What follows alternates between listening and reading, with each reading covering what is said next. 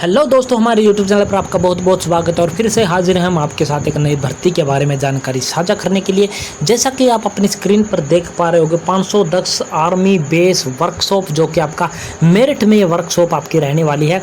उसमें है जो आपकी है जो ट्रेड्समैन मेट है, टेलीकॉम मैकेनिकल है, वाहन मैकेनिकल है, लोअर डिवीजन क्लर्क आदि भिन्न भिन्न पदों पर है जो आपकी भर्ती आपके जो निकली हुई है। और इस वीडियो के माध्यम से बिल्कुल सरकारी जो नोटिफिकेशन आपका होता है, ऑफिशियली नोटिफिकेशन जो आपका होता है, उसके माध्यम से संपूर्ण जानकारी आपको प्रदान करने वाले हैं कि कब से आपके फार्म शुरू होने वाली है, लास्ट डेट आपकी क्या रहने वाली है, क्वालिफिकेशन आपकी क्या रहने वाली है, किस कैटेगरी की कितनी वैकेंसीज आपकी रहने वाली है, एप्लीकेशन फॉर्म अप्लाई करने का तरीका क्या रहने वाला है। सारी जानकारी बिल्कुल ऑफिशियली नोटिफिकेशन के माध्यम से आपको है जो देने वाले हैं। तो चलिए आपको लेकर के चलते हैं सीधा सीधा ऑफिशियली नोटिफिकेशन पर। तो जैसा कि आप अपनी स्क्रीन पर देख पा रहे होंगे, डायरेक्टरेट यहाँ पर आपको दिखाई देने वाला होगा, directorate general electronics and mechanical engineering में आपके जो डायरेक्ट रिक्रूटमेंट है जो आपकी निकली हुई है। ऑफिशियली नोटिफिकेशन आप अपनी स्क्रीन पर है जो क्लियरली है जो यहाँ पर देख भी पा रहे हो। और ये आपकी सीधी भर्ती है, परमानेंट आपकी भर्ती रहने वाली है, कॉन्ट्रैक्चुअल आपकी भर्ती बिल्कुल भी नहीं रहने वाली है। यूनिट एंड पोस्टल एड्रेस आपको यहाँ पर है जो देखने को मिलेगा। प्लेस ऑफ वर्क आपका कहाँ वो आपको यहाँ पर देखने को मिलेगा।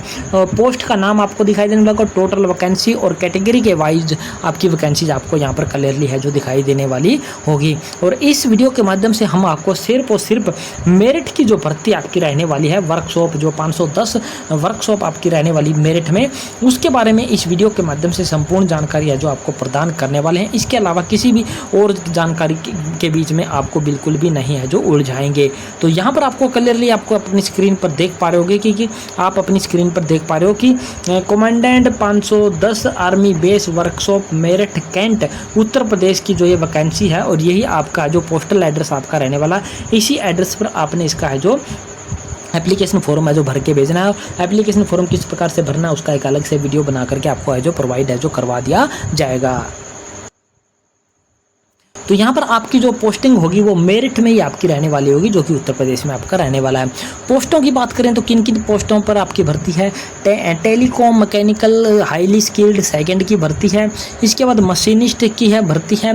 इसके बाद व्हीकल मैकेनिकल आर्म्ड फाइटिंग वकील, इसकी है जो आपकी भर्ती आपकी रहने वाली है। इसके अलावा कौन सी पोस्ट के लिए आपकी भर्ती है वो आपको यहाँ पर क्लियरली मैं आपको बता दूंगा कि आपकी और कहाँ पर है जो भर्ती आपकी रहने वाली। यहाँ पर आपको है जो और जो पोस्ट है जो इलेक्ट्रीशियन की आपकी पोस्ट रहने वाली होगी, लोअर डिवीजन कलर की रहने वाली होगी।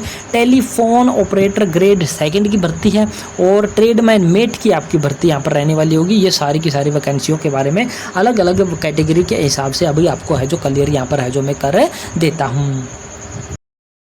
आप अपनी स्क्रीन पर देख पा रहे होगे कि आपकी भर्ती है जो आपकी वैकेंसी है वो किस प्रकार से आपकी रहने वाली है। तो सबसे पहले टेलीकॉम मैकेनिकल की आपकी भर्ती है जो उसकी है जो टोटल पोस्ट आपकी 6 रहने वाली है। और इसमें से 3 पोस्ट हैं जो आपकी जनरल कैटेगरी की है, 1 पोस्ट है जो आपकी ईडब्ल्यूएस की रहने वाली है और 1 पोस्ट आपकी एसटी कैंडिडेटों की है और 1 पोस्ट है जो आपकी ओबीसी कैंडिडेटों की है जो आपकी रहने वाली है। तो 6 पोस्टें आपकी यहाँ पर रहने वाली है। मशीनिस्ट की बात करें तो 8 पोस्ट टोटल हैं, 3 जनरल की हैं, 1 ईडब्ल्यूएस की है, 1 एससी की, 1 एसटी की और 2 पोस्ट है जो आपकी ओबीसी कैटेगरी की आपकी रहने वाली है। इसके बाद अगली पोस्ट आपको दिखाई देने वाली होगी व्हीकल मैकेनिकल की 9 पोस्ट टोटल हैं, 5 जनरल कैटेगरी की है, 1 ईडब्ल्यूएस की है। एससी कैंडिडेटों की यहाँ पर कोई पोस्ट नहीं है, लेकिन एससी कैंडिडेट है जो जनरल की पोस्ट के लिए क्या है अप्लाई कर सकते हैं, लेकिन एज की छूट है जो उसको है जो जनरल की पोस्ट पर अप्लाई करते वक्त है जो नहीं मिलने वाली है। एसटी की 1 पोस्ट है और ओबीसी कैंडिडेटों की यहाँ पर 2 पोस्ट आपको क्लियरली है जो दिखाई दे रही हैं। इसके बाद अगली पोस्ट आपको यहाँ पर दिखाई देने वाली होगी इलेक्ट्रीशियन की, एक पोस्ट है और 1 ही पोस्ट आपकी जनरल कैटेगरी की है।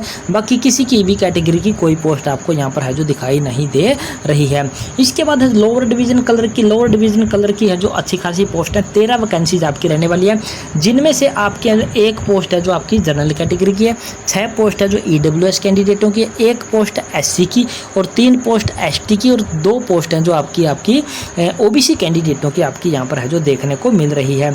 इसके बाद टेलीफोन ऑपरेटर की एक पोस्ट है और यही पोस्ट आपकी जनरल कैटेगरी की है और इस जनरल कैटेगरी पर कोई भी कैंडिडेट है जो अप्लाई कर सकता है, चाहे वो ओबीसी हो, चाहे एसटी हो, चाहे वो एससी हो।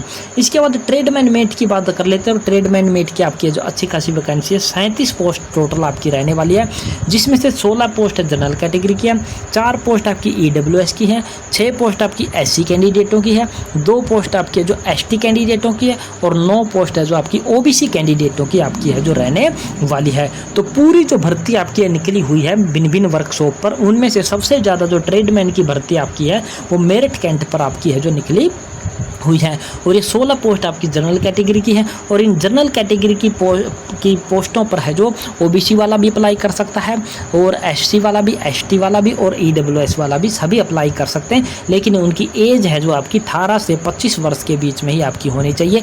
एज रिलैक्सेशन आपको है जो इसमें बिल्कुल भी नहीं मिलने वाली है।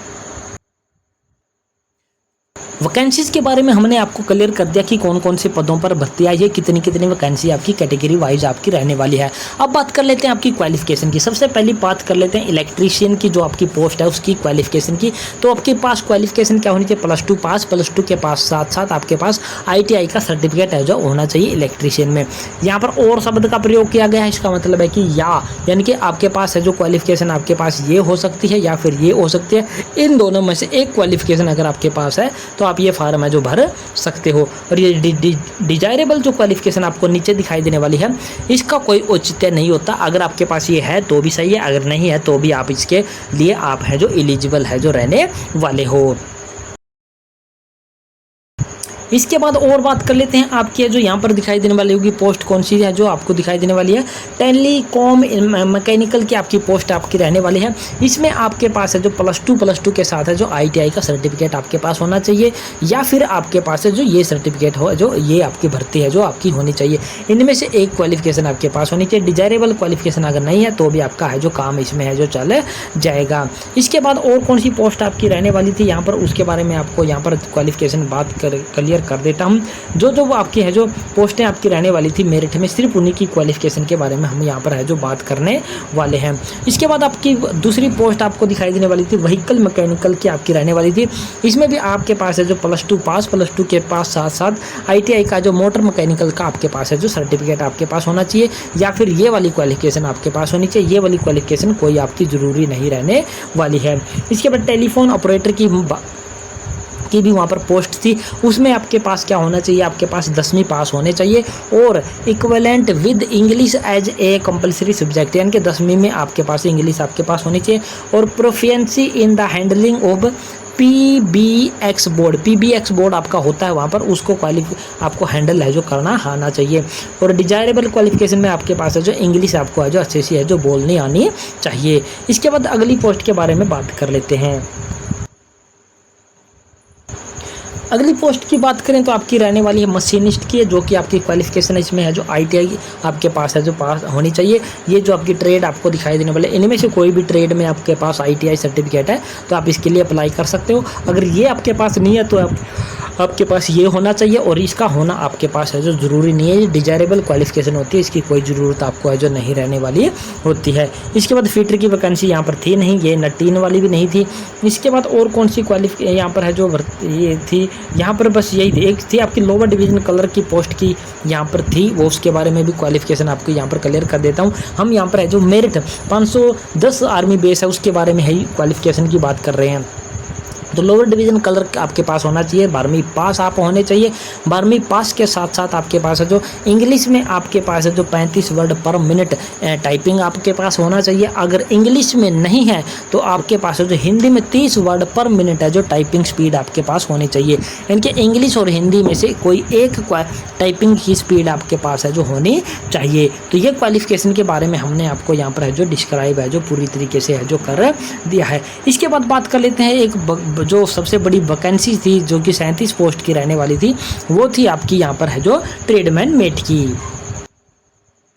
तो ट्रेडमैन मेट के लिए आपको जो सिंपल 10वीं पास आप होने चाहिए। 10वीं पास कोई भी कैंडिडेट जो ट्रेडमैन की पोस्ट के लिए क्या है अप्लाई है जो कर सकता है। तो ये हमने आपको यहाँ पर क्लियर कर दिया कि आपकी जो मेरिट का जो मेरिट कैंट जो आपका रहने वाला है उसमें जो आपकी वैकेंसीज आपकी निकली हुई है उसमें जो किन किन पदों पर है, कौन कौन सी क्वालिफिकेशन आपके पास होनी चाहिए, सारी चीज़ें डिटेल है जो हमने इस वीडियो के माध्यम से आपको क्लियर करके बता दी। और आशा करते हैं हमारे द्वारा बताई गई, सिखाई गई या फिर दी गई जानकारी पसंद आई होगी। पसंद आई तो चैनल को सब्सक्राइब कर देना है।